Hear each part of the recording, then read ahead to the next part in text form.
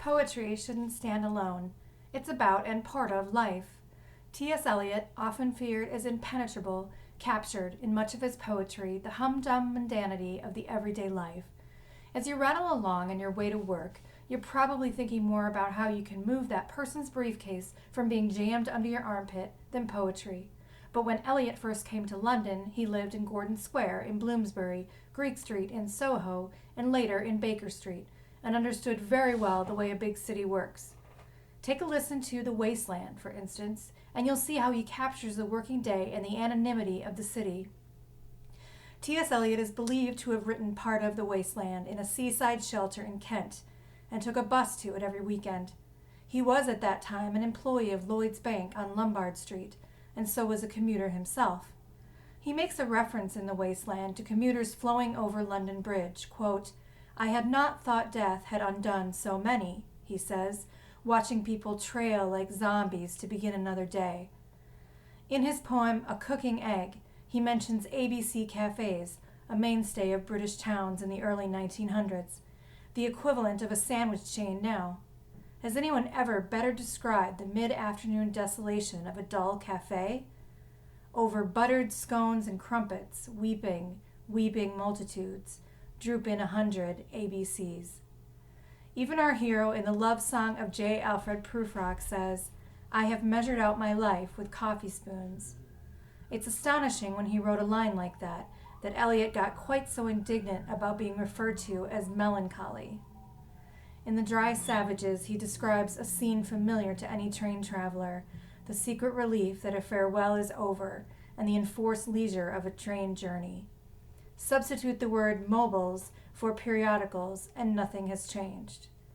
When the train starts and the passengers are settled, to fruit, periodicals and business letters, and those who saw them off have left the platform, their faces relax from grief into relief, to the sleepy rhythm of 100 hours.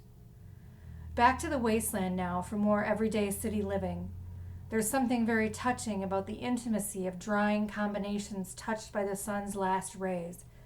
This captures the experience of the first generation of independent working women, living by themselves on small incomes and eating what was still a relatively new concept, convenience food in tins.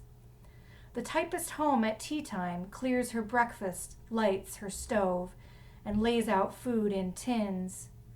Out of the window, perilously spread, her drying combinations touched by the sun's last rays.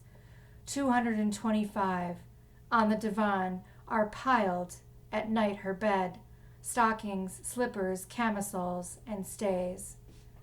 And while the typist is drying her underwear, he has patrons leaving a pub in the city night, exchanging salutations. "Good night, Bill. Good night, Lou. Good night, May. Good night, ta-ta. Good night, good night. Good night, ladies. Good night. Sweet ladies. Good night, good night." The conversation between the women about the gammon and their husbands is familiar to anyone who's eavesdropped in a pub. "If you don't like it, you can get on with it," I said. "Others can pick and choose if you can't. But if Albert makes off, it won't be for lack of telling." He writes splendidly about the conflict between the internal and external life, the bitter thoughts masked with a cheerful smile as convention commands.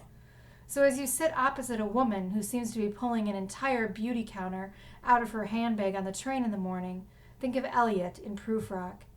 There will be time to prepare a face to meet the faces that you meet.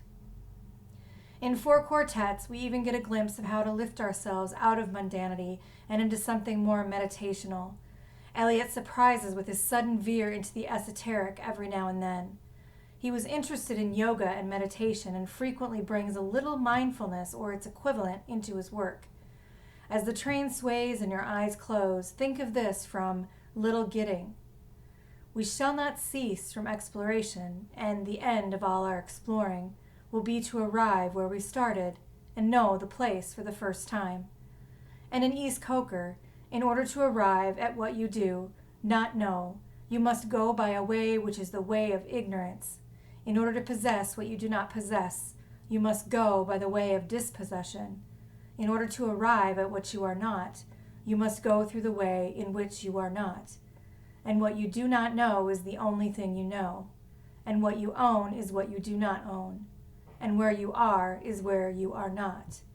Eliot's writing about everyday life in a big city, melancholy as it can be, lifts us up above the drudgery and gives us a glimpse of a shared experience through an acute phrase.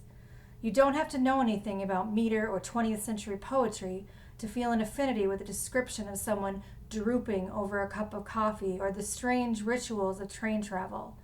We can cross the centuries to recognize each other and ourselves.